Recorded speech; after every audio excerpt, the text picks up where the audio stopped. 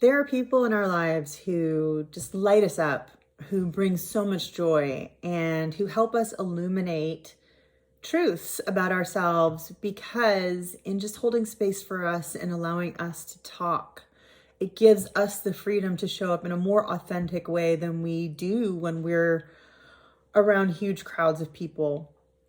I had the opportunity to be with one of those joy bringers this past weekend, and it was really interesting because I didn't realize that this particular individual in my life had struggled with depression, with insecurities, with mental issues, with addiction issues for many, many years. And we had been roommates, but we had spent 20 years apart, and, life happens. And one of the things that happened is that they lost touch with this character that when we were doing improv that they had created that was brilliant, so funny and so freeing. And it was this alter ego of theirs because normally my friend is a very mild-mannered, sweet as sugar kind of person. And this character was aggressive and angry. And what was so funny was that they were so inappropriate.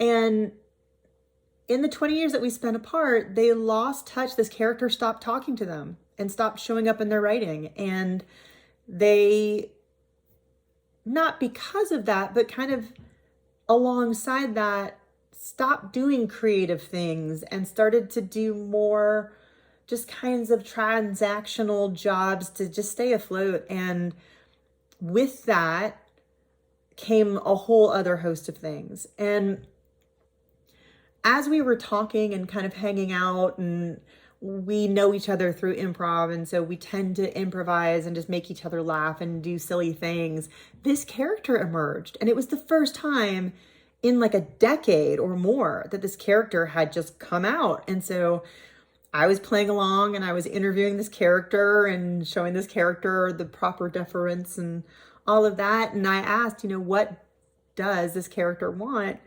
And what came out of my friend's mouth was to integrate with my friend, to not just be a character that she used for comedic purposes or for creative purposes, but to actually be reintegrated into the fiber of who she was. And we realized that this character was so much fun because it was all the parts of her that when she was a kid, she had kind of locked away. And when we were in our 20s and early 30s, this character erupted after years of being suppressed because it needed to have that voice, but because that voice wasn't one that my friend was ready to own, eventually it went away.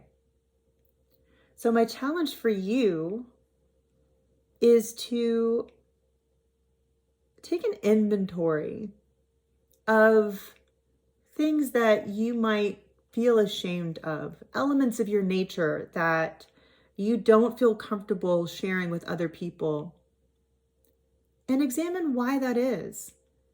Is that a judgment that you arrive to on your own? Or is that a judgment that's been inherited or imposed upon you?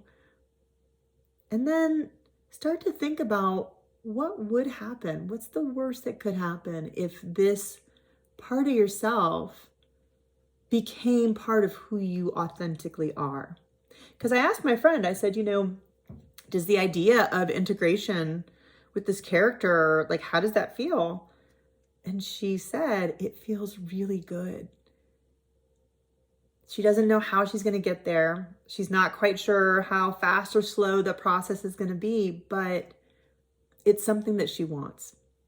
And I think showing up authentically and not having to hide or cut off or deny parts of ourselves is something that we all want.